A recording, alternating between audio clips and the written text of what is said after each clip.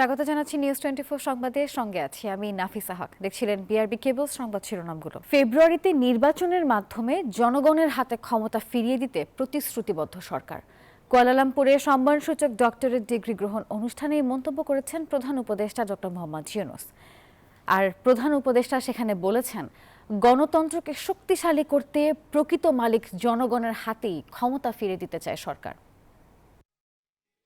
বিশ্বজুড়ে নোবেলজয়ী ডক্টর মোহাম্মদ ইউনূসের স্বীকৃতির পালকে যুক্ত হলো আরও একটি ডিগ্রি। বুধবার কুয়ালালামপুরে মালয়েশিয়া ন্যাশনাল বিশ্ববিদ্যালয় UKM থেকে সম্মানসূচক ডক্টরেট ডিগ্রি গ্রহণ করেন ডক্টর মোহাম্মদ ইউনূস। সামাজিক ব্যবসা প্রসারে অনন্য অবদানের স্বীকৃতি হিসেবে তাঁকে এই সম্মাননা দেওয়া হয়। সম্মাননা প্রসঙ্গে মোহাম্মদ ইউনূস বলেন, গত বছর বাংলাদেশের বহু তরুণদের সাহসিকতার কাছে পরাজিত হয় ফ্যাসিস্ট শেখ হাসিনার সরকার। Hundreds of these students and young people gave their lives for a better future. A future where everyone can live with dignity, with freedom from intimidation, discrimination and injustice. এ সময় অন্তর্বর্তী সরকারের প্রধান উপদেষ্টা অধ্যাপক মোহাম্মদ ইউনূস বলেন, 2026 সালের ফেব্রুয়ারিতে একটি অবাধ, সুষ্ঠু ও স্বচ্ছ নির্বাচন আয়োজনের জন্য কঠোর পরিশ্রম করছে অন্তর্বর্তী সরকার, যাতে জনগণের হাতে ক্ষমতা হস্তান্তর করা যায়। Our government is focused on ensuring peace and stability. We are committed to strengthening democracy and giving power back to the rightful owners, the people of the country. We are also working hard to hold a free, fair and transparent election. Date is announced. It will be held in February next year, so that power is handed over to the true representatives of the people. নতুন বাংলাদেশ করতে অন্তর্বর্তী সরকার কাজ করছে বলে উল্লেখ করেন প্রধান উপদেষ্টা। বলেন, 2024 সালের জুলাই ও আগস্ট মাসে তরুণদের নেতৃত্বে সংগঠিত অভ্যুত্থান জাতীয় পরিচয় ও ভবিষ্যৎ আশার নতুন অর্থ তৈরি করেছে। Reforms are our top priority. We have a clear goal, a detailed plan, and a strong determination to move forward, to build a stronger, resilient Bangladesh. সর্বোচ্চ অগ্রাধিকার হিসেবে সংস্কারের কথা উল্লেখ করেন মোহাম্মদ ইউনূস। বলেন, সুস্পষ্ট লক্ষ্য, বিস্তৃত পরিকল্পনায় এগোচ্ছে সরকার। অনুষ্ঠানে অন্যান্যের মধ্যে মালয়েশিয়ার উচ্চ শিক্ষামন্ত্রী জামরি আব্দুল কাদের ও UKM এর ভাইস চ্যান্সেলর অধ্যাপক সুফিয়ান জুসুফ উপস্থিত ছিলেন। মারুফা রহমান, নিউজ 24, ঢাকা। নির্বাচনের খবর ছড়িয়ে পড়ায় দেশি বিদেশি বিনিয়োগকারীদের মধ্যে বাংলাদেশ নিয়ে আগ্রহ বাড়ছে, এমন মন্তব্য করেছেন বিএনপির স্থায়ী কমিটির সদস্য ও সাবেক বাণিজ্য মন্ত্রী আমির খসরু মাহমুদ চৌধুরী। বলেছেন, টাকা ছাপিয়ে নয় কিংবা বিদেশি ঋণেও নয়, বিনিয়োগে গতি পাবে আগামীর অর্থনীতি। বুধবার রাজধানীর একটি হোটেলে ফরেন ইনভেস্টার্স সামিট অনুষ্ঠানে একথা বলেছেন তিনি। There was heavy borrowing from the high street banks. And that's a mismatch. Clearly, the high street banks deposits are basically mostly on short-term basis. And capital market lending is short-term, long-term basis. So there's a huge mismatch of financial order, and that costs us dearly in our financial sector. ধমক দিয়ে নির্বাচন বন্ধ করা যাবে না, এমন মন্তব্য করেছেন বিএনপির স্থায়ী কমিটির সদস্য ডক্টর AJM জাহিদ হোসেন। বলেন, একটি পক্ষে নির্বাচন হতে না দেওয়ার হুমকিকে স্বৈরাচারের পদধ্বনি এবং নির্বাচন বানচালের ষড়যন্ত্র হিসেবে দেখছে বিএনপি। আর দলটির সিনিয়র যুগ্ম মহাসচিব রুহুল কবির রিজভী অভিযোগ করেন, ধর্মভিত্তিক একটি রাজনৈতিক দল নিজেদের অপকর্ম আড়াল করে বিএনপির বিরুদ্ধে অপপ্রচার চালাচ্ছে।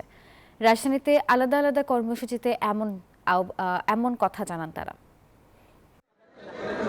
বুধবার সকালে বিএনপির প্রতিষ্ঠাতা শহীদ রাষ্ট্রপতি জিয়াউর রহমানের সমাধিতে শ্রদ্ধা নিবেদন করে চিকিৎসকদের সংগঠন ডক্টরস অ্যাসোসিয়েশন অফ বাংলাদেশ ড্যাবের নবনির্বাচিত কমিটি। এতে যোগ দেন বিএনপির জাতীয় স্থায়ী কমিটির সদস্য অধ্যাপক ডাক্তার AJM জাহিদ হোসেন। এ সময় তিনি বলেন, প্রধান উপদেষ্টা বারবার ফেব্রুয়ারিতে নির্বাচন আয়োজনের কথা বলছেন, অথচ সরকারের একটি অংশ নানান দাবিতে হুমকি দিচ্ছেন ভোট হতে দিবেন না। পিআর পদ্ধতির সমালোচনা করে ডাক্তার জাহিদ বলেন, পেছনের দরজা দিয়ে ক্ষমতায় বসতে আগ্রহীরাই সংখ্যানুপাতিক পদ্ধতির ভোট চান। আজকে মানুষের জন্য আকাঙ্ক্ষা হচ্ছে আমার ভোট আমি দেব, যাকে খুশি তাকে দিব, নির্বিঘ্নে দিব, নিঃশঙ্ক চিত্তে দিব। কাজেই যারা আজকে ধমক দেন নির্বাচন হতে দিবেন না, তারা কি ভেবে দেখেছেন জনগণ কি এটা চায়?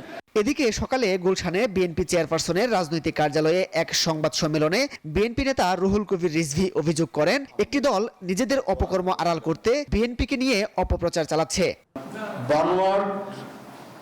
দিয়ে কি বলে যে কাহিনী তৈরি করে, কল্পকাহিনী তৈরি করে বিএনপির বিরুদ্ধে অপপ্রচার, এটা হচ্ছে রাজনৈতিকভাবে যারা একেবারে অপসংস্কৃতির মধ্যে ভোগেন এবং ন্যূনতম যাদের কোনো রাজনৈতিক সভ্যতা বলে কিছু নেই, তারাই এই কাজগুলি করতে পারে। পিআর পদ্ধতির নির্বাচনে দেশের মানুষ এখনো প্রস্তুত নয় উল্লেখ করে রিজভী আহমেদ বলেন, এই দাবি যারা করছেন তারা জটিলতা সৃষ্টির চেষ্টা করছেন। চর্চাটা যদি স্বাধীনতার পর। মাসুদ সুমন, নিউজ 24, ঢাকা। জুলাই আগস্টের গণ অভ্যুত্থানের সময় রাজধানীর চানখারপুলে শহীদ আনাস সহ 6 জনকে হত্যার মামলায় তৃতীয় দিনের মতো সাক্ষ্য গ্রহণ চলছে। বিচারপতি মোহাম্মদ গোলাম মর্তুজা মজুমদারের নেতৃত্বাধীন 3 সদস্যের আন্তর্জাতিক অপরাধ ট্রাইব্যুনাল 1-এ সাক্ষ্য দিয়েছেন শহীদ মোহাম্মদ ইয়াকুবের চাচা শহীদ আহমেদ। 5 আগস্ট চানখারপুলে গুলি বর্ষণকারী কয়েকজন আইনশৃঙ্খলা বাহিনীর সদস্য হিন্দিতে কথা বলছিলেন, ট্রাইব্যুনালে এমন সাক্ষ্য দিয়েছেন তিনি। এর আগে সাক্ষ্য দিয়েছেন শহীদ ইয়াকুবের মা রহিমা আক্তার। অন্যদিকে বিচারপতি নজরুল ইসলাম চৌধুরীর নেতৃত্বে ট্রাইব্যুনাল 2-এ আশুলিয়ায় 6 লাশ পোড়ানোর মামলায় অভিযোগ গঠনের শুনানি শেষ। আদেশের জন্য 21 আগস্ট দিন ধার্য করেছেন আদালত। দর্শক, এই বিষয়ে আরও খবর শোনাতে ট্রাইব্যুনাল থেকে সরাসরি যুক্ত হচ্ছেন সহকর্মী মাহমুদুল হাসান। মাহমুদ, জানাবেন আশুলিয়ায় 6 লাশ পোড়ানোর এই মামলার শুনানির বিষয়ে আর কি তথ্য আছে আপনার কাছে? হাফিজ, আপনাকে ধন্যবাদ জানাচ্ছি। আজকে এই মামলায় এ পর্যন্ত 2 জন কিন্তু সাক্ষী দিয়েছেন, যার ভিতরে একজন নারী যিনি তার সন্তানকে হারিয়েছেন 5ই আগস্ট আইনশৃঙ্খলা রক্ষাকারী বাহিনীর গুলিতে। তিনি কি বর্ণনা দিচ্ছিলেন কি নিষ্ঠুরভাবে তার সন্তানকে গুলি করে হত্যা করে আইনশৃঙ্খলা বাহিনী, এবং এই ঘটনায় তিনি পুলিশ এবং হচ্ছে যে তৎকালীন সরকার প্রধান শেখ হাসিনা, ওবায়দুল কাদের সহ বেশ কয়েকজন আসামিকে সরাসরি কিন্তু তিনি দায়ী করেছেন। এরপরে আরেকজন সাক্ষ্য দিয়েছেন, তিনি তার ভাতিজা হত্যার ঘটনায় ট্রাইব্যুনালে সাক্ষ্য দিতে এসেছেন। তিনি বর্ণনা করছিলেন 5ই আগস্ট তিনি নিজেও আন্দোলনে অংশ নিয়েছিলেন এবং সবাই যখন রাজধানীর চানখারপুলে জড়ো হয় তখন কিন্তু তিনি দাবি করেছেন যে আইনশৃঙ্খলা বাহিনীর বেশ কয়েকজন সদস্য তারা হিন্দিতে কথা বলছিলেন, তারা সাধারণ জনতাকে বলছিলেন যে ইধারাও। তো তার যে বক্তব্য, তিনি বলছেন যদি তারা বাংলাদেশি হতো, বাংলা ভাষাভাষী হতো, সেই ক্ষেত্রে কিন্তু তাদের কথোপকথন হিন্দিতে হতো না। সেই ক্ষেত্রে তিনি অনেকটা ইঙ্গিত করেছেন যে এই ক্ষেত্রে বিদেশি কারো হস্তক্ষেপ আছে কিনা বা আন্দোলন দমনে তৎকালীন প্রধানমন্ত্রী শেখ হাসিনার নির্দেশে কোনো ধরনের বহির শক্তি এখানে ইন্ধন জুগিয়েছিল কিনা। কারণ আমরা জানি যে এর আগে রামপুরাতে যখন যারা আটকা পড়েছিল আইনশৃঙ্খলা বাহিনীর সদস্যরা, যাদেরকে হেলিকপ্টারে উদ্ধার করা হয়েছিল, তাদেরও কিন্তু কয়েকজন হিন্দিতে কথা বলেছেন বলে কিন্তু প্রত্যক্ষদর্শীরা জানিয়েছেন। তো এটি কিন্তু এই মামলার গুরুত্বপূর্ণ একটি পয়েন্ট হতে পারে, যেটি আদালতও খুব গুরুত্ব সহকারে দেখছেন যে কারা হিন্দিতে কথা বলেছিলেন এবং কারা গুলিবর্ষণ করেছিলেন। সেই ক্ষেত্রে এখনও সাক্ষ্য গ্রহণ চলছে, জেরা চলছে। আজকে আরও 2 জন সাক্ষীর সাক্ষ্য নেওয়া হবে বলে আমরা জানতে পেরেছি। নাফিজা। মাহমুদ, ধন্যবাদ আপনাকে। জাতীয় নির্বাচন সুষ্ঠু করতে অর্থ মন্ত্রণালয় সব ধরনের ব্যবস্থা নেবে বলে জানিয়েছেন অর্থ উপদেষ্টা ডক্টর সালেউদ্দিন আহমেদ। সচিবালয় ইউনিভার্সাল পেনশন অ্যাপ উদ্বোধন শেষে একথা জানান তিনি। সাপোর্ট দিচ্ছে অর্থ মন্ত্রণালয় থেকে, ল অ্যান্ড অর্ডারের জন্য যা যা লাগে, নানা রকম যন্ত্রপাতি, এটা সেটা সবই আর কি নির্বাচন করার যে সমস্ত ইস্যু আছে সব প্রকার সহায়তা আমরা দেবো। নির্বাচনকে সামনে রেখে তথ্য সেল গঠন করবে মন্ত্রণালয়, জানিয়েছেন তথ্য সচিব মাহবুবা ফারজানা। সচিবালয়ে বিভিন্ন মন্ত্রণালয়ের জনসংযোগ কর্মকর্তাদের সাথে আলোচনা ও মত বিনিময় অনুষ্ঠানে একথা বলেছেন তিনি। আরও বলেন, অর্থবহ নির্বাচন করতে জনসংযোগ কর্মকর্তাদের সহায়তা প্রয়োজন। সৃজনশীলতা, পেশাদারিত্ব ও দায়িত্বশীল মনোভাব নিয়ে জনসংযোগ কর্মকর্তাদের কাজ করে যাওয়ার আহ্বান জানান তথ্য সচিব। আমরা তথ্য মন্ত্রণালয় বিভিন্ন কাজ করবো এবং আপনাদের সহযোগিতা চাই, প্রত্যেকটা জায়গায় প্রত্যেকটা ক্ষেত্রে আপনাদের সহযোগিতা চাই এবং আপনারা এই কাজগুলো নিষ্ঠার সাথে করবেন এবং আপনাদের সাফল্য মানে মন্ত্রণালয়ের সাফল্য। আপনারা যখন সফল হবেন তখন মন্ত্রণালয় গর্বিত বোধ করবে। রাজধানীর ইস্কাটনে বোয়েসেলের স্বেচ্ছাচারিতা ও অনিয়মের বিরুদ্ধে আমরণ কর্মসূচি পালন করছেন দক্ষিণ কোরিয়ার ভিসা প্রত্যাশীরা। বুধবার সকাল 9টা থেকে প্রবাসী কল্যাণ ভবনের সামনে সড়ক অবরোধ করছেন তারা। আন্দোলনকারীদের দাবি, উত্তীর্ণ হওয়ার পরও তালিকা থেকে তাদের বাদ দেওয়া হয়। বিভিন্ন অনিয়মের কারণে তাদের নাম বাদ দেওয়া হয়েছে। আর এ সময় তারা বলেন, দক্ষিণ কোরিয়ার ভাষা শিক্ষার মেয়াদ 2 বছর পার হয়ে যায়, কিন্তু Bangladesh overseas employment and service স্বেচ্ছাচারিতা করে বারবার নিয়োগ বিজ্ঞপ্তি প্রকাশ করে। উত্তীর্ণ প্রার্থী থাকা সত্ত্বেও নিয়োগের নামে অর্থ বাণিজ্য করে তারা। দ্রুত কর্তৃপক্ষের হস্তক্ষেপ দাবি করেছেন। একটা সার্কুলারে কোটি কোটি টাকার বাণিজ্য, কার থেকে বাণিজ্য করলো উনি? এখানে যে বেকার ছেলেবেলেদের কাছ থেকে বাণিজ্য করলো, অথচ উনি জানতো এত ভিসা কখনোই ইস্যু হবে না। যদি আমরা ডিলেট হই তাহলে এই বয়েসেলের বড় বড় যত কর্মকর্তা আছে সকলের পদত্যাগ চাই, সকলের। আমাদের যে বৈদেশিক কল্যাণ মন্ত্রণালয়ের উপদেষ্টা আছে ডক্টর আসিফ নজরুল স্যার, আমাদের ছাত্র প্রতিনিধিদের সাথে বসতে হবে। আমাদের এই ক্লান্তি লগ্ন কিভাবে দূর করা যায় সে সংক্রান্ত বিষয় নিয়ে রাষ্ট্রীয় একটা হস্তক্ষেপ আমরা কামনা করি। উজানের ঢলে আবারও অস্বাভাবিক হারে পানি বাড়তে শুরু করেছে নিম্নাঞ্চলে। পদ্মায় পানি বাড়ায় কুষ্টিয়ার দৌলতপুরে অন্তত 40,000 মানুষ এখন পানিবন্দী। আর এর মধ্যে পাঠদান বন্ধ হয়ে গেছে 13টি প্রাথমিক বিদ্যালয়। এছাড়া রাজশাহীতেও ফুলে ফেপে উঠেছে পদ্মা, যার কারণে তিস্তার পানি বেড়ে রংপুর, নীলফামারী এবং লালমনিরহাটেও প্লাবিত হয়েছে নিম্নাঞ্চল। বিস্তারিত প্রতিনিধিদের পাঠানো তথ্য এবং ছবি নিয়ে ডেস্ক রিপোর্টে। টানা বৃষ্টি ও উজানের ঢলে লালমনিরহাটে তৃতীয় দফায় তিস্তা নদীর পানি বেড়েছে। প্লাবিত হয়েছে রংপুর, নীলফামারী ও লালমনিরহাটের নিম্নাঞ্চল। বুধবার সকালে লালমনিরহাটে 7 সেন্টিমিটার উপর দিয়ে প্রবাহিত হচ্ছে তিস্তার পানি। ঘর বাড়ি রাস্তাঘাটে পানি প্রবেশ করে ভোগান্তিতে পড়েছেন মানুষ। পানিবন্দী হয়ে পড়েছে 5,000 পরিবার। তলিয়েছে আমন ক্ষেত ও বীজতলা। যাতায়াত করতে পারি না, দুই পাশে রাস্তায় আমাদের এরকম অবস্থা। হঠাৎ করে আইসে হঠাৎ করে যাই, এরকম পানি সবসময়ের জন্য পানিবন্দী হয়ে আসি আমরা। পানি নিয়ন্ত্রণে ব্যারেজের 44টি জলকপাট খুলে দিয়েছে কর্তৃপক্ষ। যে বন্যার পানি তিস্তা ব্যারেজে 1 সেন্টিমিটার বিপদসীমার উপরে যাচ্ছে। দ্বিতীয় দফার বন্যার পানি তো এখন পর্যন্ত আমাদের 1 থেকে 6 নম্বর ওয়ার্ডের পানিবন্দী এখনো 5 থেকে 600 পরিবার আছে। এদিকে নীলফামারীতে তিস্তার পানি বিপদসীমার 5 সেন্টিমিটার উপর দিয়ে প্রবাহিত হচ্ছে। পানিবন্দী জেলার 5টি ইউনিয়নের বেশ কয়েকটি গ্রাম। কুষ্টিয়ার দৌলতপুরে পদ্মা নদীর পানি বিপদসীমার 1 মিটার নিচ দিয়ে প্রবাহিত হচ্ছে। তবে এরই মধ্যে রামকৃষ্ণপুর ও চিলমারি ইউনিয়নের প্রায় 40,000 মানুষ পানিবন্দী। বন্ধ আছে 13টি প্রাথমিক বিদ্যালয়ের পাঠদান। গত 2 দিন রাজশাহীতে বাড়ছে পদ্মা নদীর পানি। প্রবাহিত হচ্ছে বিপদসীমার 18.5 সেন্টিমিটার উপর দিয়ে। প্লাবিত হয়েছে নিম্নাঞ্চল। ইতোমধ্যেই তলিয়েছে চরাঞ্চল। হঠাৎ পানি বাড়িয়ে পানি এসে আমাদের সব ডুবে গেছে। ছেলে মানুষ কাজকর্ম করতে যেতে পারছে না, অনেক কষ্ট হয়ে যাচ্ছে। মানে কাজকর্ম না করলে খাওয়া দাওয়া তো কষ্ট হবে। আমরা মনে করেন বাড়াইতে পারছি না, কোথাও যাইতে পারছি না, না পেরে মানুষের বাড়ি আছড়াই। পানি উন্নয়ন বোর্ডের কর্মকর্তারা জানান, ঝুঁকি বিবেচনায় বাঁধগুলোতে প্রবেশাধিকার সংরক্ষিত করা হয়েছে। ভাঙন প্রবণ এলাকায় বাড়ানো হয়েছে নজরদারি। নদীর যে পানির স্রোত এবং পানির যে লেভেল, সেই আশঙ্কা বিবেচনায় আমরা বর্তমানে ওখানে প্রবেশাধিকার একটু আপনার সংরক্ষিত করেছি, যেহেতু আপনার হচ্ছিল স্ট্রাকচারের সেফটি প্লাস হচ্ছিল জনগণের সেফটি, দুটারই একটা আপনার কনসার্নিং বিষয়। আগামী 2-1 দিন পানি আরো বাড়তে পারে বলে পূর্বাভাস দিয়েছে পানি উন্নয়ন বোর্ড। Desk report, news 24। আমাদের সঙ্গে সহকর্মী মাহতাবুদ্দিন লালন যুক্ত হচ্ছেন। লালন, জানাবেন পদ্মার পানি বৃদ্ধির এখন কি অবস্থা দেখছেন এবং সার্বিক চিত্র কি দেখছেন?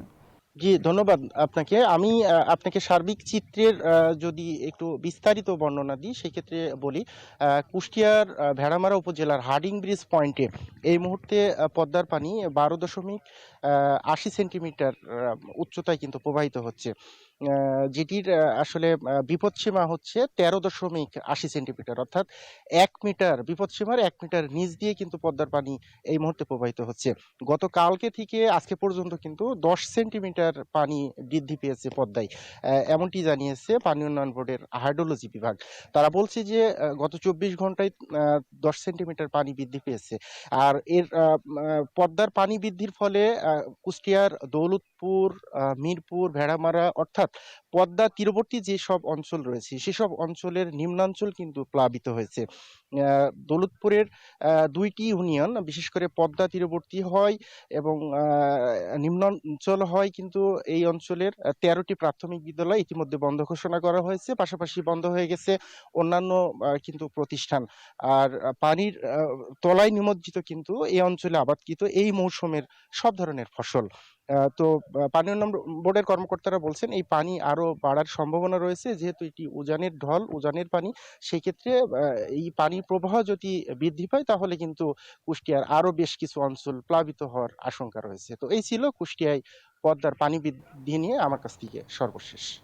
লালন, ধন্যবাদ আপনাকে। স্থায়ী ক্যাম্পাসের দাবিতে এবার সিরাজগঞ্জের উল্লাপাড়ায় রেলপথ অবরোধ করেছে রবীন্দ্র বিশ্ববিদ্যালয়ের শিক্ষার্থীরা। সেখানকার আরো খবর শোনাতে যুক্ত হচ্ছেন আমাদের সহকর্মী আব্দুস সামাদ সায়েম। সায়েম, জানাবেন এখন কি অবস্থা দেখছেন সেখানে এবং শিক্ষার্থীরা কি বলছে? ধন্যবাদ। সকাল 9টা থেকে কিন্তু সিরাজগঞ্জের উল্লাপাড়ায় রবীন্দ্রনাথ বিশ্ববিদ্যালয়ের স্থায়ী ক্যাম্পাসের দাবিতে কিন্তু শিক্ষার্থীরা আন্দোলন শুরু করেছে। আমরা যতটুকু জানতে পেরেছি এখন 2টা পর্যন্ত এই আন্দোলনের কারণে কিন্তু উভয় পাশে কিন্তু 8 থেকে 10টি যাত্রীবাহী ট্রেন কিন্তু আটকে রয়েছে। এটি কিন্তু হাজার হাজার যাত্রী কিন্তু ভোগান্তিতে পড়েছে। আমরা যাত্রীদের সাথে কথা বলেছি, এদের মধ্যে অনেকে অসুস্থ হয়ে পড়েছেন, অনেকেই কিন্তু জরুরি কাজে কিন্তু তারা উত্তরবঙ্গ থেকে ঢাকা এবং ঢাকা থেকে উত্তরবঙ্গে যেতে পারছে না। এতে কিন্তু তাদের চরম ভোগান্তি কিন্তু পোহাতে হচ্ছে। আর ছাত্রদের সাথে কথা বলেছি, তারা বলেছে যে তারা কিন্তু এই রাস্তায় দাঁড়িয়ে উপদেষ্টা রেজওয়ানা যে রয়েছেন তার বিরুদ্ধে কিন্তু নানা স্লোগান দিচ্ছেন এবং তার পদত্যাগ দাবি করছেন, এবং যতক্ষণ পর্যন্ত আসলে তাদের দাবি না মানা হবে ততক্ষণ পর্যন্ত তারা কিন্তু এই রেলপথ অবরোধ করে রাখবেন। এবং তারা এও বলেছে যদি একটি সবার যদি কোনো উপদেষ্টা যদি তাদেরকে আশ্বাস প্রদান করেন যে তাদের বিদ্যালয়ের যে ডিপিপি রয়েছে সেই ডিপিপি পূর্ণ অনুমোদন এবং বাস্তবায়নের আশ্বাস দেয়, তাহলে তারা আন্দোলন স্থগিত করবে। অন্যদিকে প্রশাসন কিন্তু তাদের সাথে কথা বলেছে, তারাও কিন্তু কোনো কথাই কিন্তু শুনছে না, যে পর্যন্ত আশ্বাস না পাবে তারা কিন্তু তাদের এই আন্দোলন চালিয়ে যাবে। তো এই ছিল আমার কাছে এই রবীন্দ্র বিশ্ববিদ্যালয়ের শিক্ষার্থীদের আন্দোলন।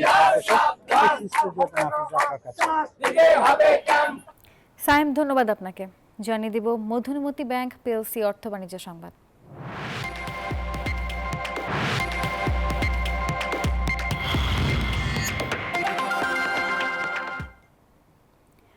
দেশি বিদেশি বিনিয়োগকারীদের বাংলাদেশে বিনিয়োগের আহ্বান জানিয়েছেন প্রধান উপদেষ্টার বিশেষ সহকারী ডক্টর আনিসুজ্জামান চৌধুরী। বলেন, দেশে বিনিয়োগের সুযোগ তৈরি হওয়ায় ঘুরে দাঁড়াচ্ছে পুঁজিবাজারও। সকালে রাজধানীর একটি হোটেলে ফরেন ইনভেস্টর্স সামিটে প্রধান অতিথির বক্তব্যে এই আহ্বান জানান তিনি। আনিসুজ্জামান বলেন, বিগত সরকারের সময়ে নানা অনিয়মের কারণে ধস নামলেও সেখান থেকে ঘুরে দাঁড়াতে শুরু করেছে দেশের পুঁজিবাজার। এই সময় ঢাকা স্টক এক্সচেঞ্জের চেয়ারম্যান মুমিনুল ইসলাম বলেন, প্রতিবন্ধকতা ও অনিয়ম দূর করতে কাজ করা হচ্ছে। Today we are not only here to make a case to foreign investors, we are here to deliver a message to all investors, local and international, that Bangladesh is investable, that the opportunity is here, and that our capital market is getting ready to support and absorb long-term productive investment. এবার আন্তর্জাতিক সংবাদ।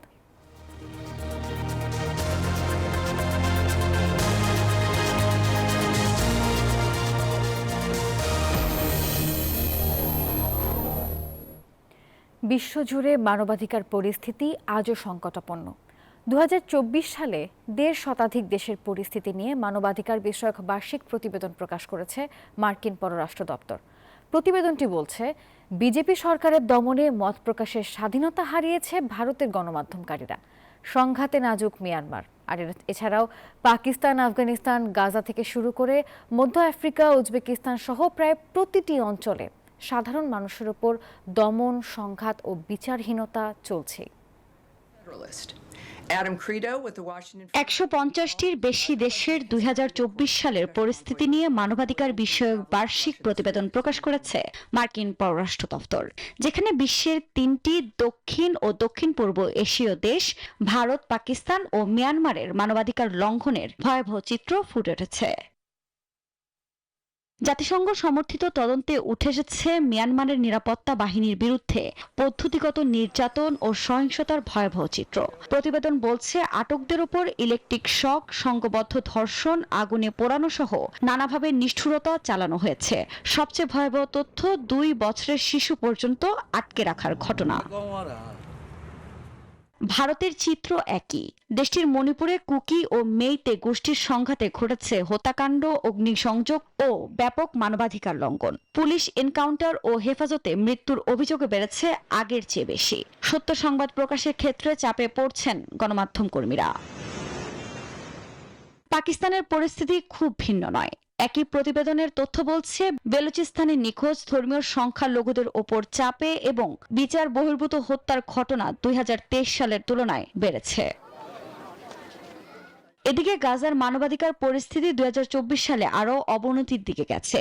Israeli হামলা, অবরোধ, খাদ্য সংকট এবং স্বাস্থ্যসেবা ব্যবস্থা ধ্বংসের ফলে গাজার সাধারণ জনগণ চরম মানবিক সংকটের সম্মুখীন হয়েছে। আফরিন মৌ, নিউজ 24। আর এই ছিল নিউজ 24 সংবাদের এখনকার আয়োজনে। সঙ্গে থাকার জন্য ধন্যবাদ সবাইকে।